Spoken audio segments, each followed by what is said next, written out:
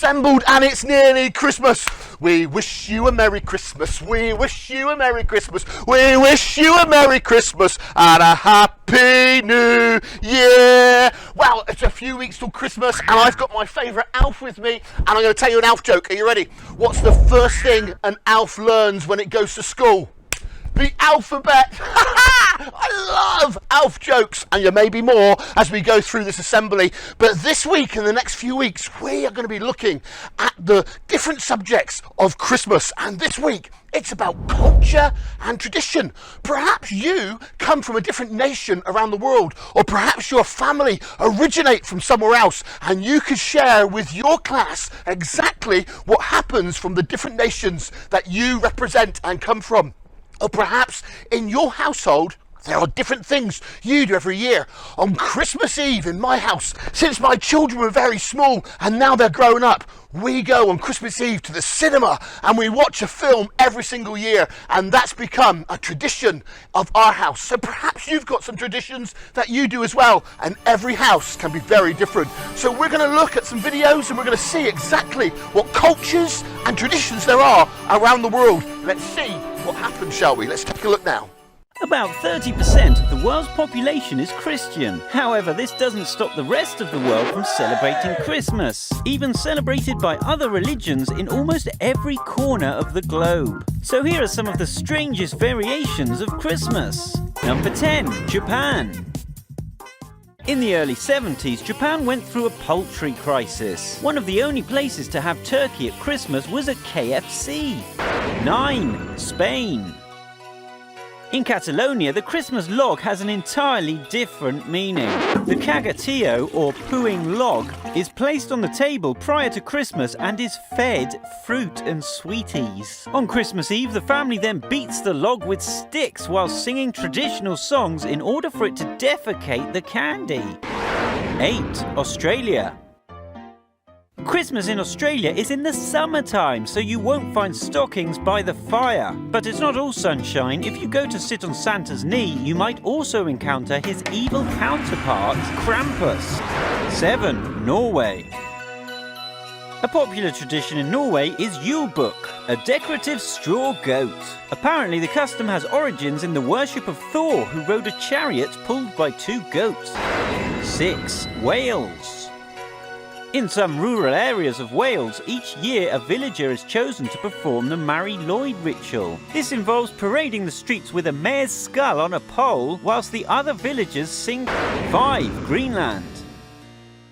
Some people hate Brussels sprouts at Christmas. Yuck! They don't have Brussels in Greenland, however. They have matak, raw whale skin with mouthfuls of blubber still attached. 4. Portugal. During the traditional Christmas feast or consoada, it is Portuguese tradition in some regions to also set a place at the festive table for the deceased family member. 3. Germany. You're probably familiar with Santa Claus filling your stockings full of presents if you've been a good boy. Sure. However, in Germany, it's shoes that Santa fills. 2. Mexico. In Oaxaca, every year, thousands of locals flock to the main plaza to contemplate the Yuletime nativity scenes. Nothing different there, however, everything is made entirely out of radishes. So, yeah. Number 1, Italy. Are you sick of seeing a jolly fat man dressed in red every winter? Then head over to Italy, where instead of Santa, they have La Befana, a kindly witch who hands out presents at Christmas. Which of these countries' traditions surprised you the most? So I've got a great story for you today about St. Nicholas and how the story and the name of St. Nicholas actually came about and how it's become the tradition throughout our countries across the world. So St. Nicholas was a man, a bishop, a religious man who in the 4th century lived in a nation called Turkey. And actually he was a wealthy man, because although he was a religious man and he was a bishop, he came from a wealthy family, and the family, his parents, had passed away and died at a very early age, and all of their family wealth had been saved up for when he was an adult and given to him. And now, as an adult bishop, he had plenty of money at his disposal. And one of the things that Saint Nick, the bishop, loved doing most of all was he loved giving gifts to as many people as he possibly could. He would go up and down the nation of Turkey, finding out where there were people that needed help, and leave money for them in secret places or presents and gifts so people could be helped throughout the nation of Turkey. And on this one occasion, he hears about a man who has 3 daughters. And the eldest daughter wants to get married, but yet he doesn't have the dowry, which is the payment which is to be given to the bridegroom's family so that his daughter could get married. And he couldn't afford to do it. And that's where Saint Nick, the bishop, heard about the family's plight. He waited until they went to sleep one night, and he went round to the house, and as he looked through the window, he could see the fires roaring as they slept, and stockings hanging up by the fireplace so they would dry for the morning. St. Nicholas tried the doors, which were locked, but tried the window, and he could just open the window. And as he opened the window, he took gold coins from his pocket, and he threw them into the room. They flew across the room towards the fireplace, and he was hoping they would land somewhere safe, and the coins landed in the stocking that was drying in front of the fire. And that's where the story and the tradition of presents being left in stockings began. But yet this didn't happen just once. But the old man, he had a second daughter, and St. Nick did exactly the same again. And when it came to the third daughter, and she needed a dowry to get married, the man thought, I wonder if it will happen again. And he waited. And yes, St. Nick had heard all about the plight once more. For his last daughter to get married, he needed a dowry. The man stayed up this time, but hid himself in the shadows of the room. St. Nick came of the evening, and he opened up the same window. He took a pile of gold coins and threw them across the room towards the stockings that were once again drying upon the fire. And they landed in the stocking. Before St. Nicholas could walk away, the father, stepped forward and said, Who are you? He looked round and said, I'm St. Nick, the bishop. But shh! This is a secret. Nobody must know about me leaving gifts and money for people, because this is a secret that you must keep. And that's how the tradition of St. Nick, Santa, came about. How he started by helping those in need. And today we still believe in how Santa can come every Christmas and leave presents in our stockings and sacks around about us.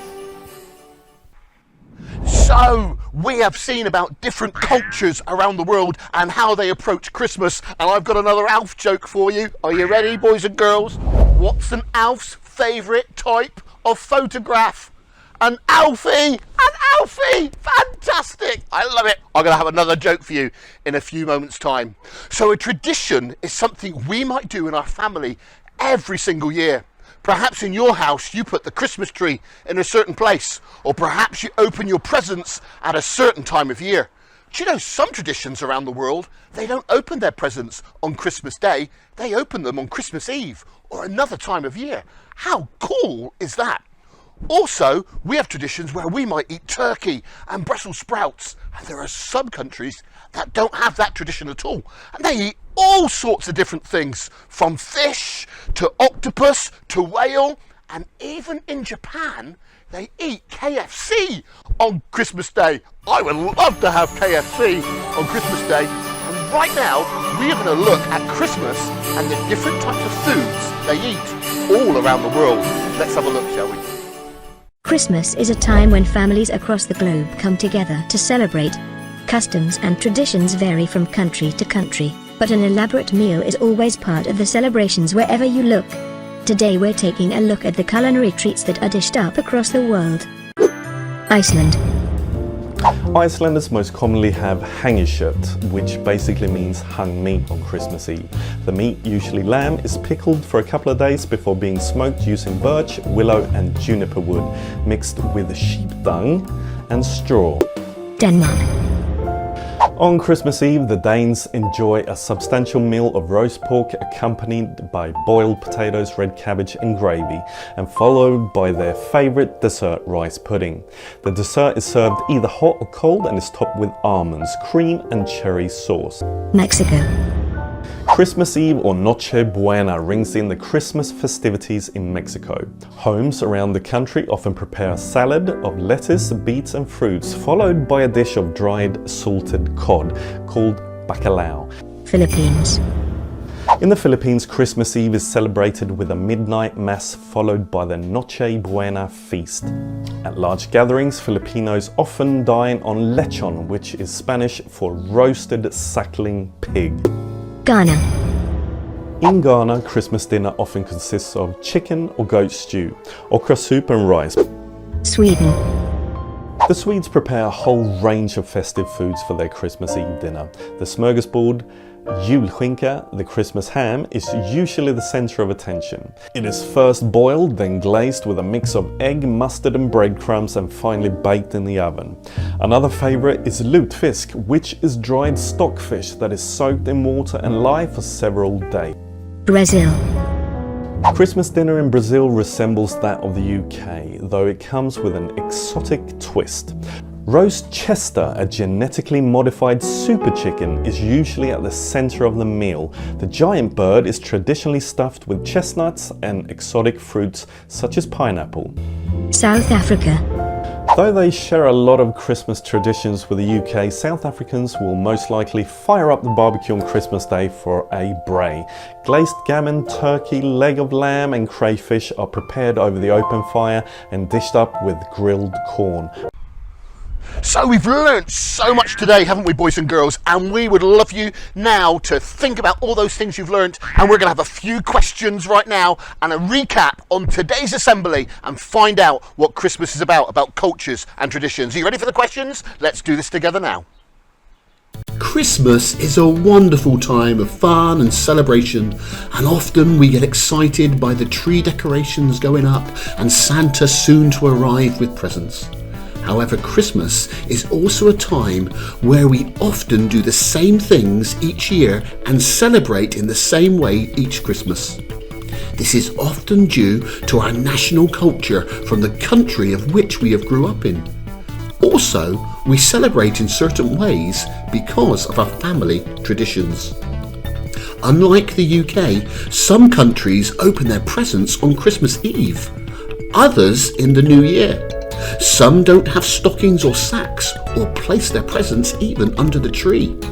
But in Germany, they fill their shoes that have been placed in front of the fire with gifts for one another. In addition, our family traditions determine what we may do and how we may do it. Some families choose to eat on Christmas morning, others in the evening. Some open their presents as soon as they wake, and others will wait until after their lunch has been served and eaten, and it is mid-afternoon. Families may do something particular in the Christmas celebrations, like each year going to the cinema for cinema trips, or visit Santa at a certain place in a certain date. Others may simply eat their Christmas Day breakfast, and it will be the same thing each year. These things are called family traditions and can be very special to all family members. We have also learnt the origins of Santa, where in the 4th century in the country of Turkey there was a very religious bishop called St. Nicholas. Due to his family wealth, which he had been left him by his parents, he was able to travel around the country of Turkey, leaving presents wherever he saw a need in the form of coins. Folklore tells us that by throwing these coins through an open window, the coins landed in a stocking drying by the fire, and this became the origin of why we place our Christmas presents and gifts in stockings and sacks. Therefore, it is useful for us to see that many of our Christmas celebrations are determined by our culture and our traditions. Let us consider the 5 questions together. 1. St. Nicholas is one name used for Santa. Can you think of others that are used around the world? 2. What emotions do you feel when you receive and give a gift? 3. Can you remember what country St. Nicholas the Bishop was from? 4. How does your family celebrate Christmas? 5. Are there any Christmas traditions you would like to start with your family?